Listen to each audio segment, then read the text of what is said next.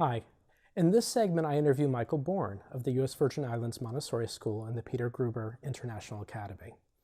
Michael is a Renaissance man. He is fascinating, and I'm sure you will really enjoy this interview. He's worked in finance. He's also worked in politics. And in his latest career, he is a very successful Montessori school head. I think you will find his words very, very interesting. He experienced one of the worst natural disasters you can imagine. His school was hit by two hurricanes in a 1 week period in 2017. A very, very distressing experience for both the school and also the overall, St. Thomas, the island that he lives on. It was devastating. And I think you will find that his story and how his school emerged stronger than ever will be very inspiring to many of you and hopefully very relevant. Now, I did learn a lot during this interview, and I definitely can say that there are things that he has to share that are very relevant. He himself will point out areas that surprised me in which that I didn't expect to learn, that his experience was very different from the COVID-19 disaster that we're experiencing right now. There are things to learn and there are things that are not so relevant, but overall, I think that you will learn quite a bit. I'm absolutely sure that you will enjoy this interview. He's a fascinating person. Hi, I'm sitting here with Michael Bornn, who's the head of school of VI Montessori, which is on St. Thomas in the Virgin Islands. Michael has a very interesting story, a difficult experience that he and his school marvelously overcame, that I think will have relevance to our entire community. And I've asked him to spare a little bit of time on this glorious Sunday to share some of this experience with us. So, Michael, I'd like you to start by just telling us a little bit about your school and your community and, where you were before this crisis hit. Sure, Morgan. Thank you. It's my privilege to interact with you. Here in the Virgin Islands, education has been a horrific problem. Quality education has been a horrific problem for many years. It's a long saga, but basically in 1967, there was a court ruling that drastically changed the quality education on the Virgin Islands. And from 67 until practically now, the public school systems have been horrific. I was blessed with the opportunity in 2007, to become a part of VI Montessori. I was a parent and they recruited me to become chairman of the board. At that time, the school was just from 2 years of age to the 6th grade. And I became chairman of the board in 2007. We expanded the school to be from 15 months to the 12th grade, and we added the International Baccalaureate curriculum to the Montessori curriculum, which has turned out to be a terrific match. And we completely turned around the school from being a quiet little Montessori school to most people considered the day before the hurricane to be the leader in education in the Virgin Islands, where we really pushed the envelope. The IB education allowed our students to go practically any school they wanted to, not only just in the US, but as the International Baccalaureate program implies, in the world. We had kids accepted around the world. And we not only therefore provided a quality education for the students, the 300 students that were now enrolled in our school, we also created competition for other schools. So Mark, not only did our school and our students get a better education, we lit the fire on the other schools to maximize and multiply the effect. And so I'm glad to say we had a serious impact on our community. Positive influence. Yeah, I mean, when I got there, we started with 150 kids. Now, we, as I said, the day before the hurricane, we were north of 300. And well, Michael, can you tell me to grow? Can you tell me a little bit about the community of your school? So take me to 2018. 2017, you had 320 or so students at your school. It's without a doubt a renowned school, one of the most influential schools in our entire country. Certainly was the best respected school in the Virgin Islands. Went all the way from toddlers? Let's start with toddlers. Toddlers, 15 months of age, toddlers, yeah. Right, all the way from toddlers through high school. So a strong established school. This is 2017. What was your school community like? Who were Well, the that's the joy of our community, as is the Virgin Islands. It looks like the UN.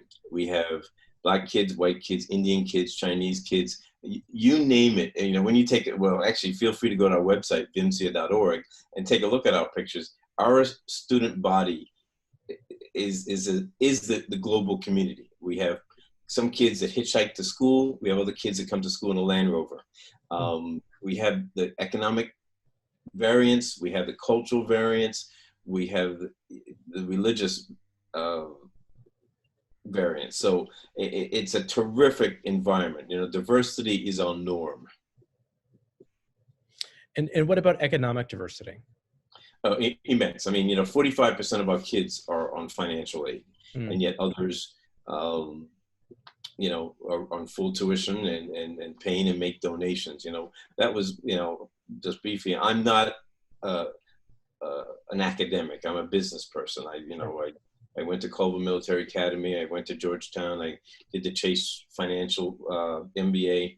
I'm a finance person. And so I take care of the business of the school and not the academics of the school. And one of the great successes to this whole thing is that, you know, the day before I got there, the school had basically no income outside of tuition. And today, even today now, as in, you know, 2020, easily 20 to 30% of our income is non-tuition. And that allows us to open up the doors to whomever wants to attend. And we have a really simple admissions policy, Mark. We look for students that want to learn. We don't have an examination that says, okay, we only take the brightest kids in the country.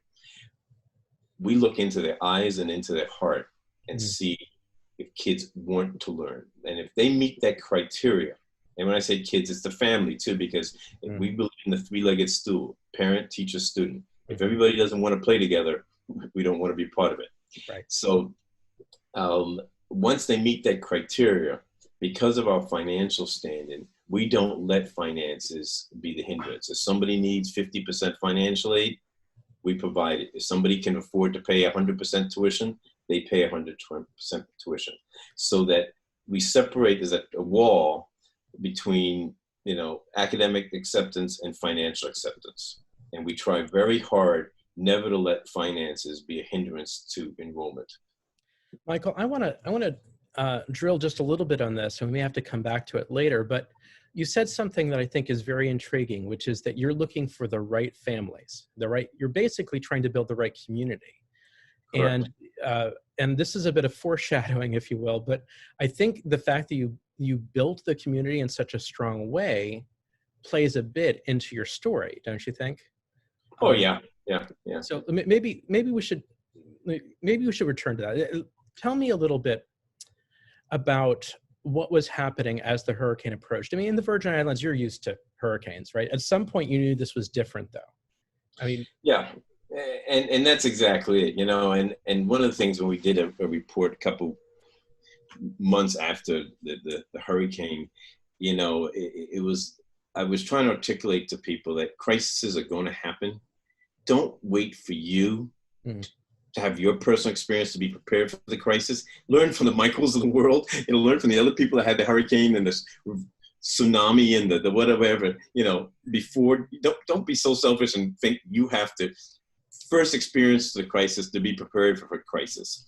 So, you know, to that end, you know, in the Caribbean, we look at, you know, hurricanes like common things. It's like in California, you know, you expect earthquakes every other day, right? You know, you live with them.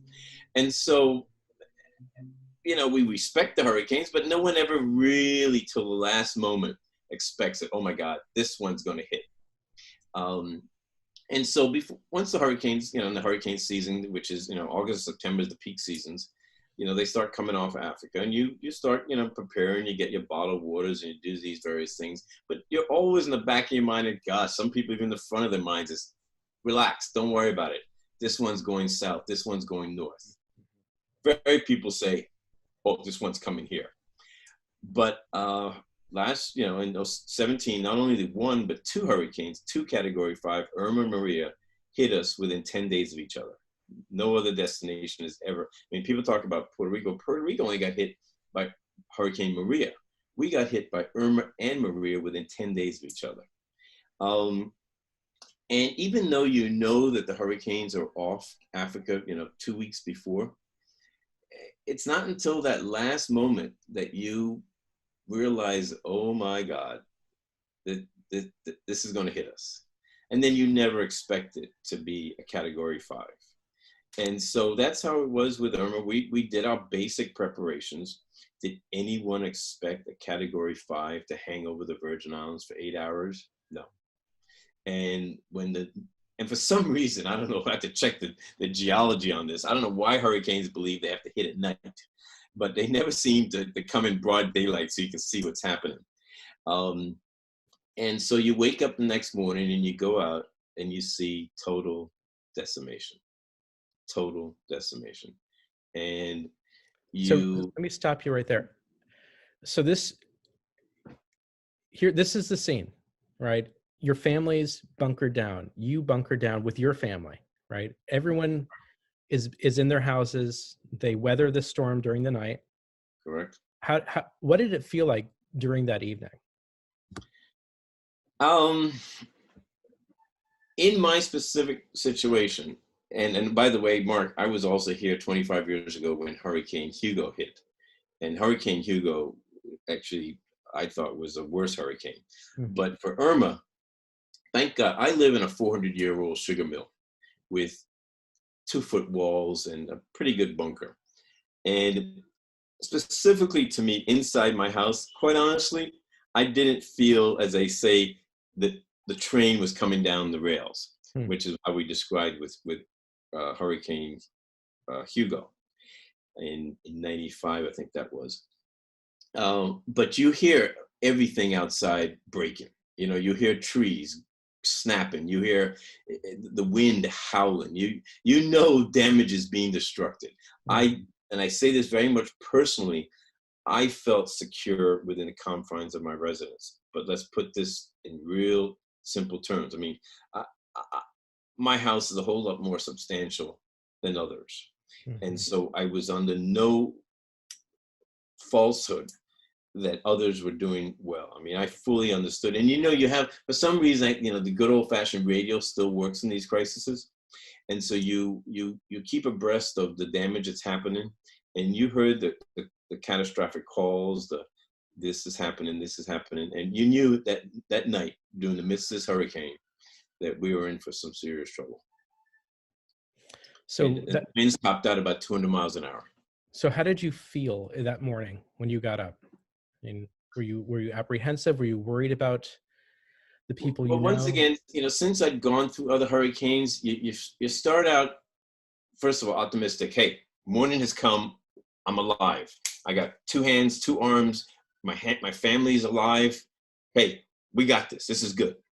And then you start, the first item normally after hurricane, Mark, is a chainsaw. Mm-hmm. Okay, so you pull out your chainsaw and you start trying to get out of wherever you're at. And in my case, trying to go to the school. But you cut out, the first big anxiety is your car drivable, or did a tree fall on it? Is it crushed? Did it get blown away? That anxiety. Once again, in my personal case, Hail Mary, our 2 cars were intact. And there were trees in our driveway, so I had to cut them down. And then I started, and once again, the first thing, of course, any normal human being is making sure your family is in place. Thank God here we have a generator, we have, water. So, once we did the first, and the first day, quite honestly, well, that's not true. I was going to say the first day is all about the house. No, just my personality. As soon as things were maintainable at the house and stable, I ventured towards the school. To get to the school required me stopping the car and cutting down several trees and things of that nature. And then, so then I ventured to the school to see what we had. What did you find when you got there? Well, our school is in this little bowl in the Virgin Islands, where once again, as a Montessori school, we started 54 years ago, and it has survived for 54 years without any damage. So, you know, the perception was that we got this covered. You know, this school survived for 54 years. You know, will there be broken trees and stuff? Sure, but we believe that our school was hurricane proof. Well, as I pulled in, well, first of all, I couldn't pull in to the school because massive trees were blocking the entrance. And so the first thing was to start cutting down trees. And so we could get through into the entrance. And then you started, you know, going across our 10-acre campus and looking at that roof's gone, this door's blown down, da da da da da da. And you start inventorying it. And as I said, we suffered about $3 million worth of damage of, you know, buildings that were, you know, horrifically just, you know, damaged, others that just took a little hit there or whatever. But we you know, after 54 years, we had our turn. You know, Hurricane Irma smacked us across the face. Right. $3 million in damage sounds like just a number, but I mean, you lost a number of buildings. They had to be completely rebuilt. Yeah, yeah. So how many buildings what were the buildings that had to be rebuilt? Well, we're still in the process, unfortunately, because of the FEMA process of rebuilding. We have subsequently renovated and repaired buildings that will eventually have to be replaced. We're going to have to replace 4 buildings. It was our BEC program, which is our after-school care program, our art facility, our dance facility, and then also our La Casa, our toddler facility. And I say that those are the names to them, but in our school, in our environment, every building is multi-purposed. I mean, you know, the art studio is not just used for art. It's a classroom facility that serves many needs. Same thing with the dance facility. So, you know, four buildings were unusable, and that left us with that left us with 7 buildings that were usable. And so what we quickly identified was, you know, how to clean up the debris around campus so that you could walk safely. And then started to work our way into classrooms to figure out how to get classes operational, because the goal from the get-go was, how do you get back in school as soon as possible? And we started that process literally that day. And once again, to your point about the community, you know, it wasn't just Michael Bornn out there with a chainsaw. Neighbors came, parents of families came, teachers came. They all came to do whatever they could. And the collective effort, you know, parents had a backhoe, parents had dump trucks, and, you know, everybody came to the effort of raising, you know, of doing the effort.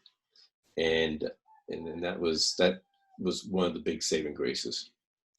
You know, when faced with a crisis like this, you know, a lot of people would just, even if they didn't give up, there would be at least a moment where they would want to, where they would be like, Yeah. oh my God, this is such a task. I don't know if I can do this. Did you ever have any moments like that?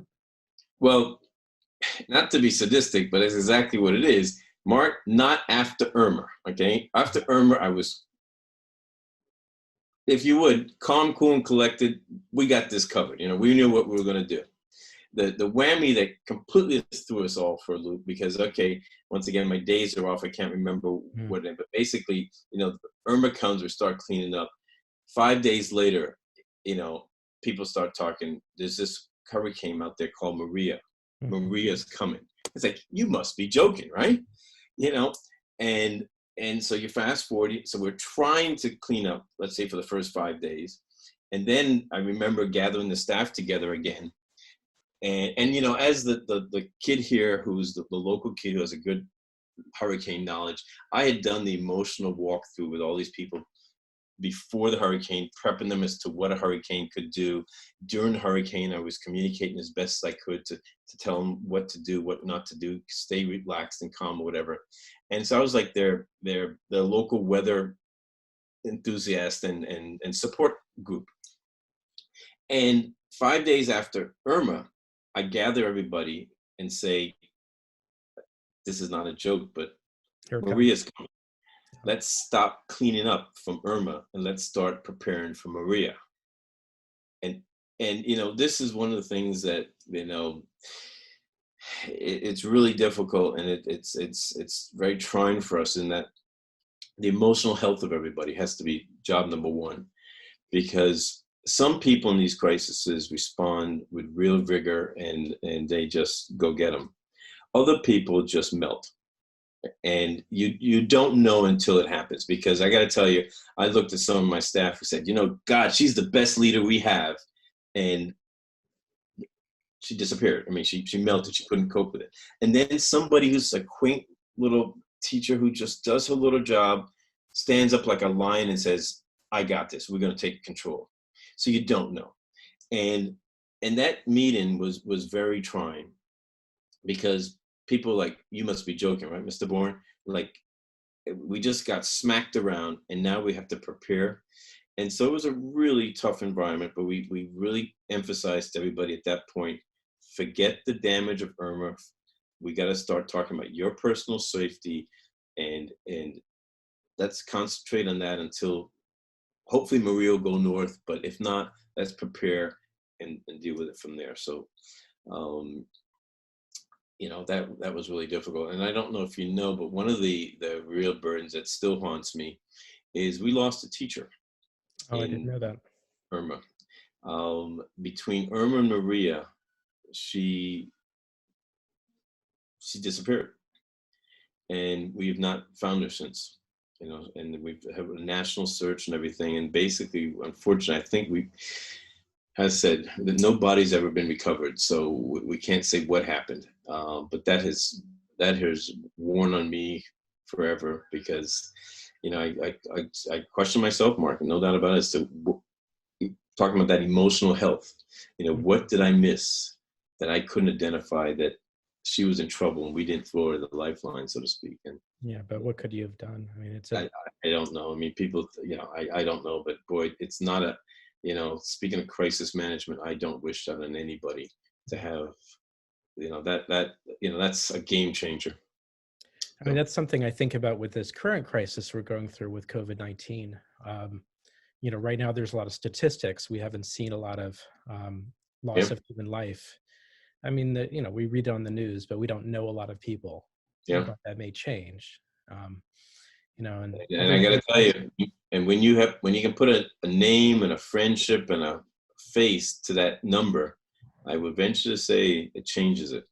Yeah. I don't wish that on anybody, but I can tell you, once again, going back to the story of, you don't have to go through the same crisis that we did to learn from it. Please learn from others that have gone through it. And I don't wish you that one of the victims of COVID, but that's not funny. No, I mean, that's the thing. I mean, it's a crisis is a theory until it becomes personal, right? Yeah. Right now, most of us are trapped in our houses, and that's just an inconvenience. Yeah. Struggling to breathe on a ventilator, Yeah. So, all right. So then Maria hits. Yeah. Maria hits, and that was the moment where you were like, I just don't know, right? That you're just, you're like, I don't know what I did to piss off someone up there, but. Yeah. And then you talk about the ups and downs. So as I said, so after Irma, I was calm, cool, and collected. It was just a matter of, okay, we got a lot of work, but we can handle this.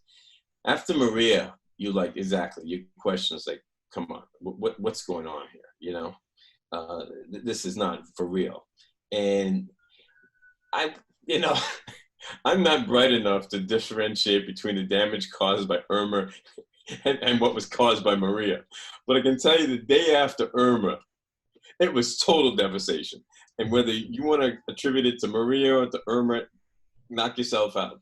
But I can tell you, walking out of the house the day after Maria, there was no such thing as unscathed in the Virgin Islands. I mean, it was either flooded from Maria, landslides, things, blown up. It was total devastation. And to the point then also, relative to the school, I said that we lost these 4 buildings. Once again, my memory and my innate thinking is not so great to try and just decipher to you what actually happened in Irma and what happened in Maria. But after the two of them, it was 4 buildings destroyed, $3 million in damage. And it is after that second hurricane that, yes, I hit bottom. You know, I remember the day after Maria, you know, so after the second day, and the first day you go out and you do the same inventory and you say, oh my God. And the second day when I got up, I had my low point where I asked myself, my God, have I just wasted 10 years of my life? Right. You know, I just was like, you must be joking. You know, And what a sunken feeling. I said, what a sunken feeling you must have had. Yeah, it was, that was my bottom. I clearly remember it, thinking there's millions of dollars of damage, because at that point you don't know if it's $1 million or 5 million or whatever. It's just massive destruction. The school you knew 2 weeks ago is gone. 50% of the parents have left because, you know, the following week, 15,000 people in the Virgin Islands are evacuated out, part of which was 50% of our population. We have no financial resources to rebuild. Some of our teachers have, you know, just been distraught. At that point, we realized one of our teachers was missing. The world was on top of my shoulders. It was a low point. And thank God, out of that low point came my resolve. And, you know, the resolve to, we will survive. And I, you know, pulled up my pants and said, let's go get them.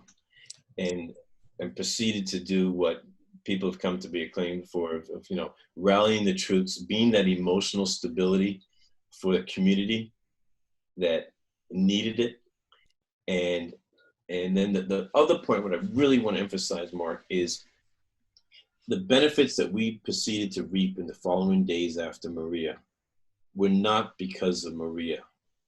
And it was because of what we did 5 years preceding. The fact that we had become the education leaders in the Virgin Islands, and that we had been a community, not just for the 320 kids at our school, but the community leader throughout the Virgin Islands, is why people stood up and said, we will not let VI Montessori School fail.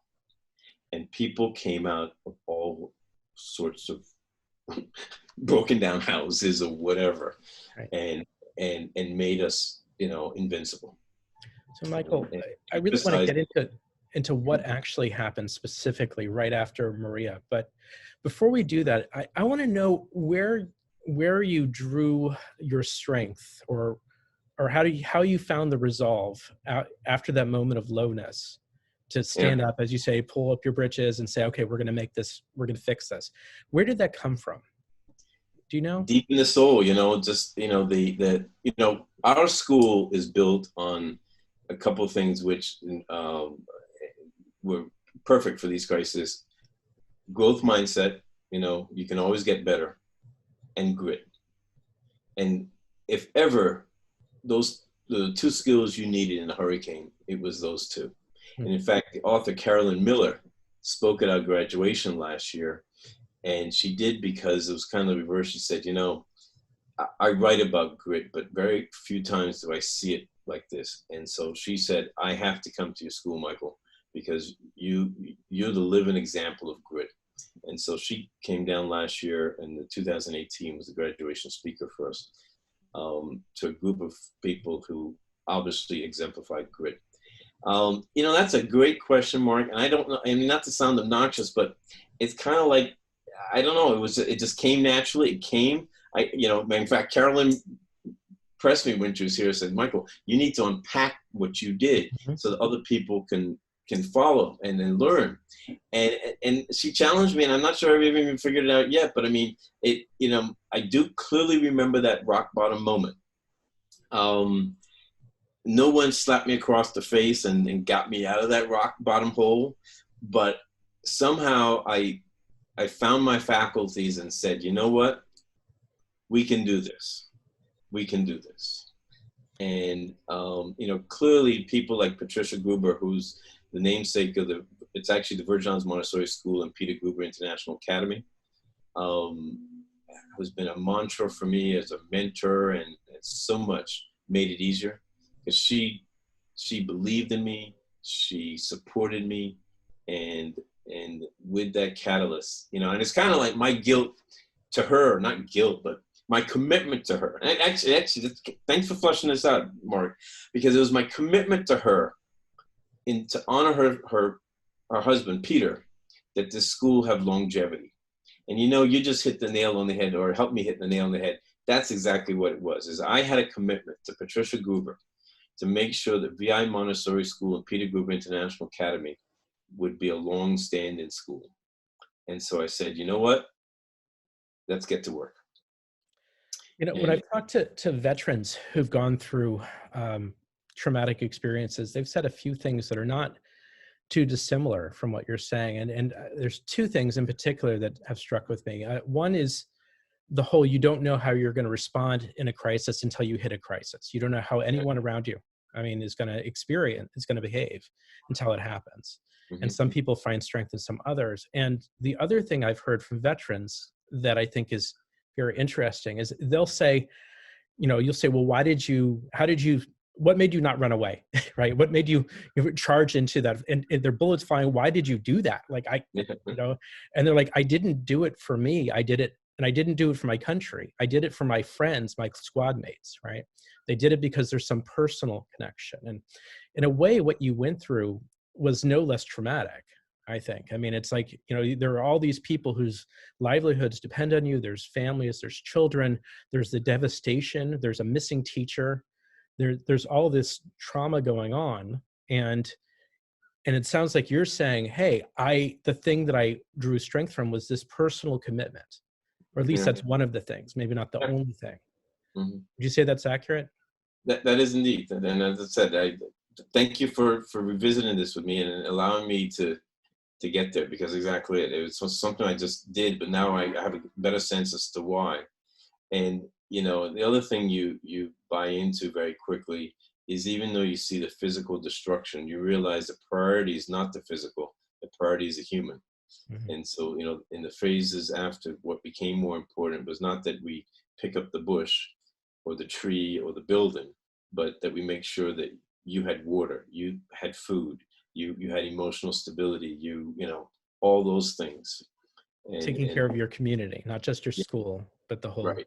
And that will probably also be one of the things that people will say that what differentiated us is that, you know, Mr. Bornn used to talk about family before the hurricane, but you know what?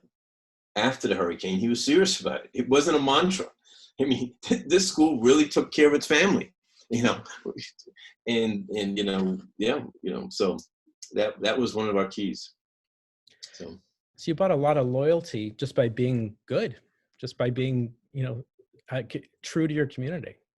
Yeah, and that's what I emphasize to people. And it wasn't that I was seeking loyalty, obviously. I was just seeking to do the right things. But as I emphasized for the 20th time, the success after the hurricane was based on what we'd done before the hurricane. And that's why I keep trying to tell people, don't wait for COVID number 48. Right. You know, don't, whatever, you know. Put these things in place, you know, now. You know, I was making some notes of the qualities that, you know, families have come to rely on us for, and why they like us. And it includes more things like trust, leadership, confidence, safety, dependability. Mm-hmm. I mean, you know, even though the island was destroyed, 1 week after Maria, their kids were back in school. We were dependable. We were there.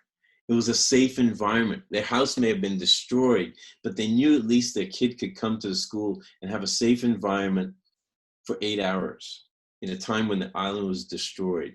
They saw our leadership. I mean, they trusted us. They knew that, you know, if Vincia said, let's go left, we're going to follow. We have confidence in them. We trust them.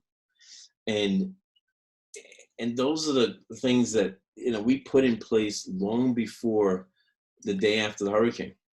We just practiced it after the hurricane. We didn't, that was only a poster, guys. It was only a marketing ploy.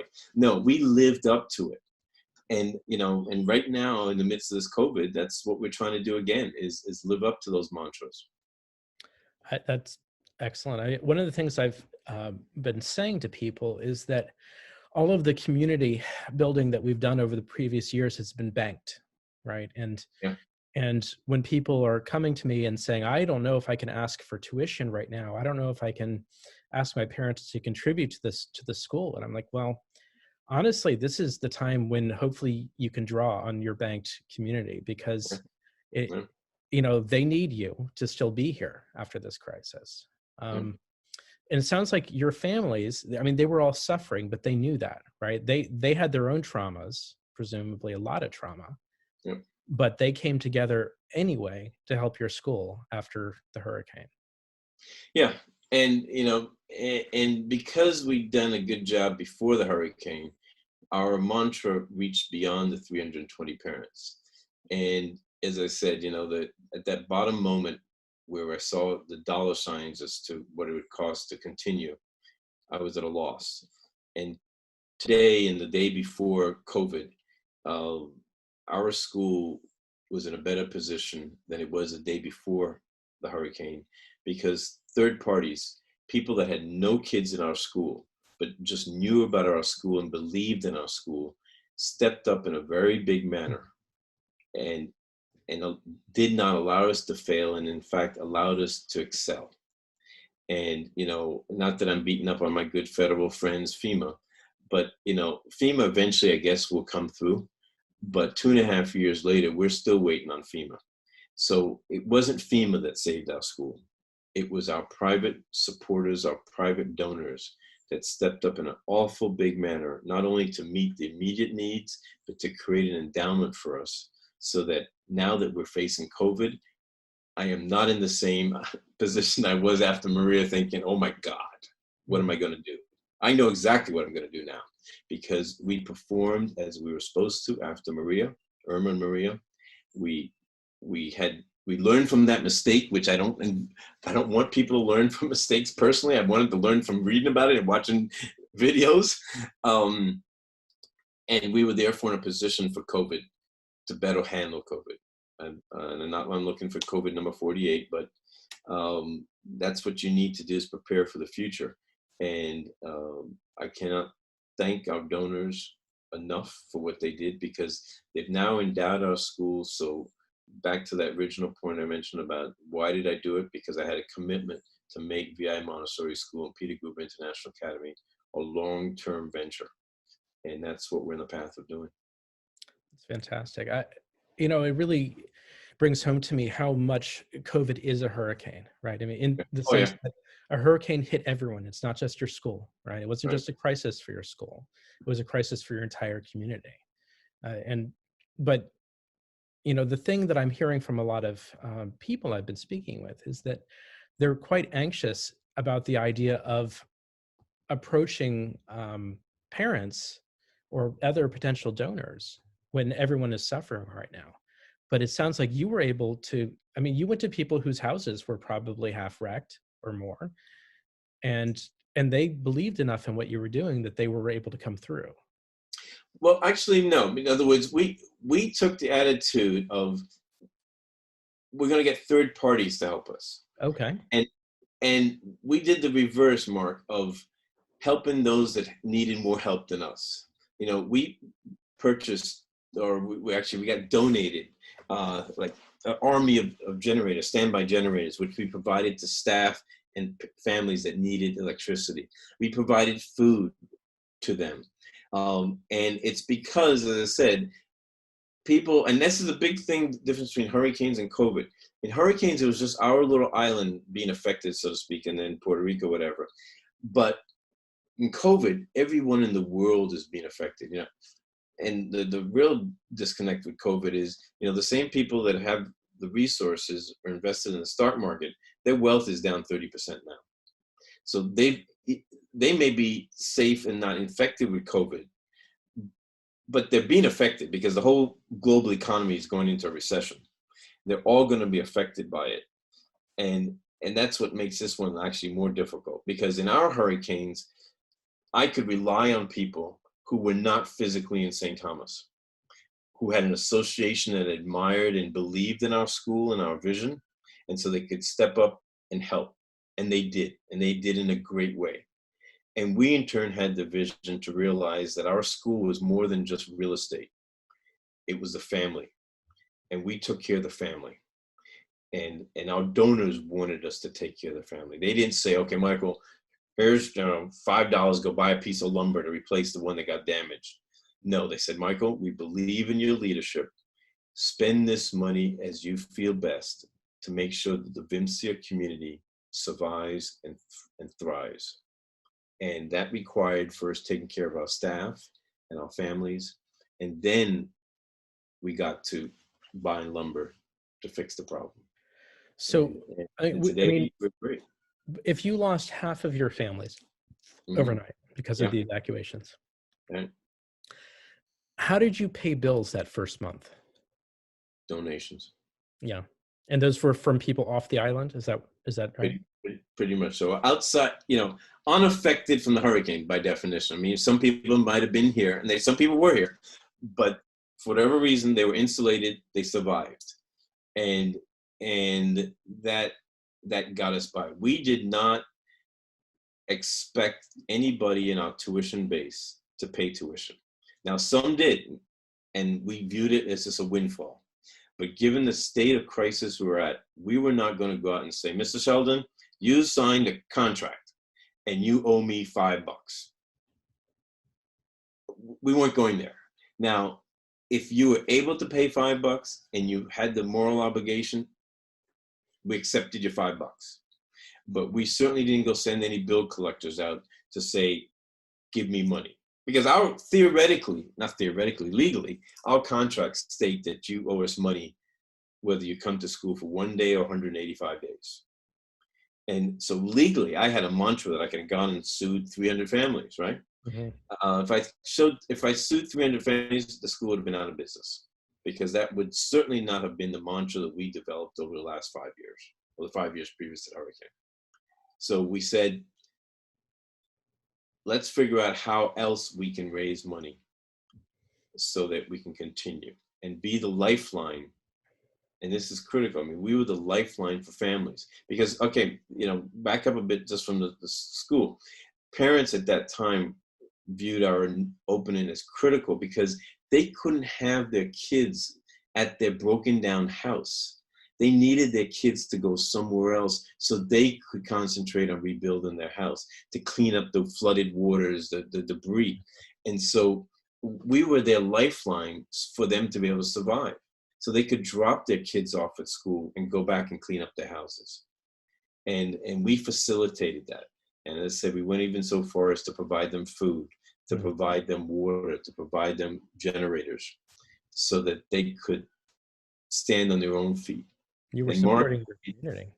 It's contagious. It's contagious because by doing that and providing leadership, people see it, they get inspired, they get empowered, and they get a sense of confidence that, you know what, we can survive this. We can do it. And no. that's what we excelled at. It sounds like you really did. During this period, did you have to ask for any sacrifices from people like your staff, or did you have to change anything around the school that made it harder on parents? I mean, what did you have to do that was not hard? Yeah, and right, and there are no easy decisions as this goes through. For first of all, as I said, some people just melt down in these things, and so a number of our faculty members left island. I can't call offhand, but payroll went from this to this because people said, Mr. Bornn, I love you and I appreciate what you're doing, but I'm not cut out for this. And so going back to the difference of COVID and hurricanes, you could get on a plane and disappear from the hurricanes. You can't get on a plane and disappear from COVID, That was scary. So a big chunk of people, both academically, from the student side left, and that meant, I guess, being sadistic, having now 150 kids to care for instead of 300 made it easier. So on the one hand, the fact that 50% of our population left was indirectly a blessing. But some of our staff left. And then the others were, as I said, in different shapes of ability to handle. And so, counseling was provided. But in general, we didn't, no, we didn't. If you stayed and were willing to, go forward, we paid you. So we didn't say, okay, everybody, you getting a 50% pay cut. No, we paid everybody if they were still contributing to the cause. If you, decided it wasn't for you, we said fine, but that was the end of your contract. So did you have significant reserves that allowed you to pay full salaries? No, not at all. And that's the difference today with COVID vis-a-vis then. And that's why I hit bottom that day after Maria, because it was like, now what am I going to do? And it meant, pull up my britches and find money. Hey, why was I hired to run the school? Because I'm supposed to be a money man. Well, guess what? I was now thrown dead smack in the middle of the highway with the chore of, Michael, you've got to save the school. And it's going to require money. What are you going to do?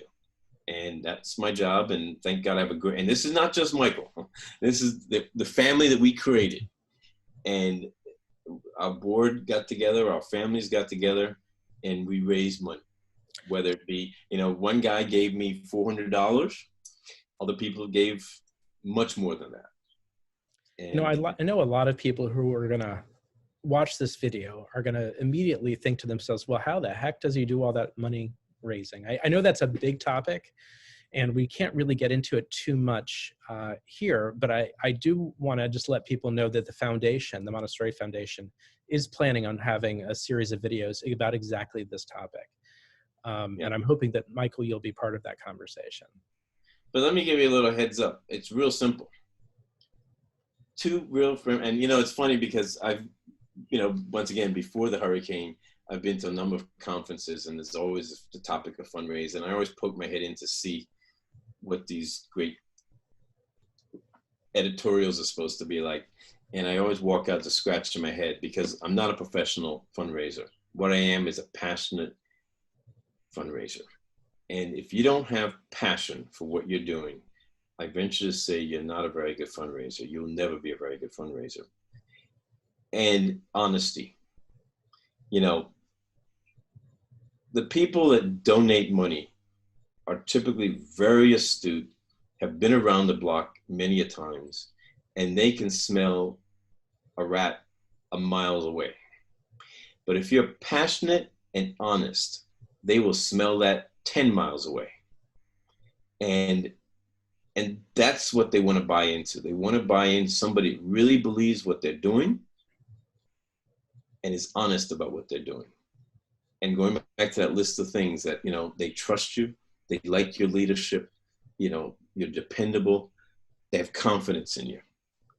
And that's the key to fundraising. It's not like picking up, course number 101 and checking off these punch lists. It's about the heart. Right. And the only thing that I don't know, going back to Carolyn Miller saying about how do you unpack it, the only thing I still don't know how to teach people is how to make the ask and not be intimidated by the word no. But that's the only, and some people, for whatever reason, just can't say, excuse me, sir, can you give me $1 for the popsicle? They just can't, it can't come out of their mouth. And that's the biggest hurdle I tell people in fundraising. If you can get to that one, they're not going to shoot you. They're not going to bite your head off. They're just going to say, sorry, can't help you now. Or just like, no. Well, it's like asking someone out, right? It's like asking someone out. You just got to be prepared for the no, Yeah. And the one yes is going to mitigate all those thousands of no's. And so just ask. But if you are not passionate about what you're doing, and God forbid if you're not honest, get out of this business. Don't do it. So Michael, we're definitely running out of time. I thought to close, maybe you could just give us a brief rundown of how long it took your school to sort of approach normal after these crises, or how close did you come, and how did that process look? Yeah. Well, it's funny that COVID should come now, because one of the things we were saying is that this would be the last year to get back to normal, because as I said, even though our enrollment's back to the numbers it was before, it's not the same disbursement. So our upperclassmen, 10, 11, 12, after the hurricane, left in droves because it made sense. They had to go to the States to get into colleges. So you understood it. So our enrollment in those upper grades fell through the floor.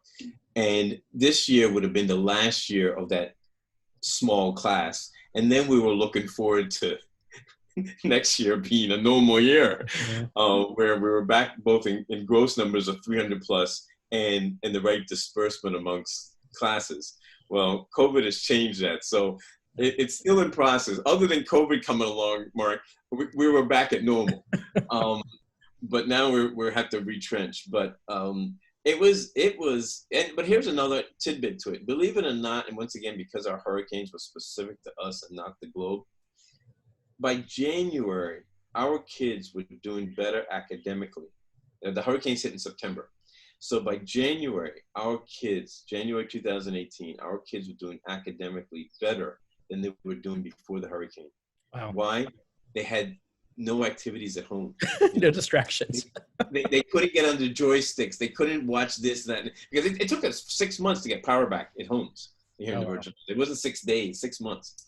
And so kids were forced, well, not even forced. They all of a sudden became totally in love with school because school was normal and the house wasn't. And so these kids were like, they're phenomenal. And for instance, our graduating class in 18 was one of our best IB performing classes with the DP exams ever, because the kids were focused and they had that grit. So, we came back fairly quickly, actually, other than the fact that the numbers, but, operations of the school came back pretty quickly. Michael, that is truly an inspiring story. Thank you so much for sharing it. My privilege, and I hope others don't have to relive more crises, but you need to prepare now for the future crises.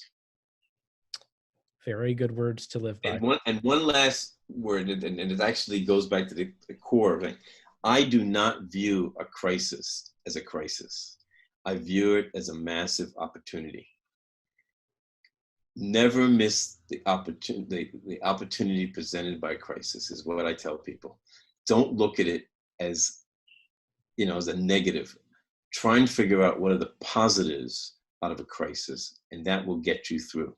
Because God knows there are an awful lot of positives to come out of a crisis if you take advantage of it and and be aggressive with it. So look at these crises going forward as an opportunity, find the silver lining, and go at it. Thank you very much, Michael. Thank you, buddy. Take care.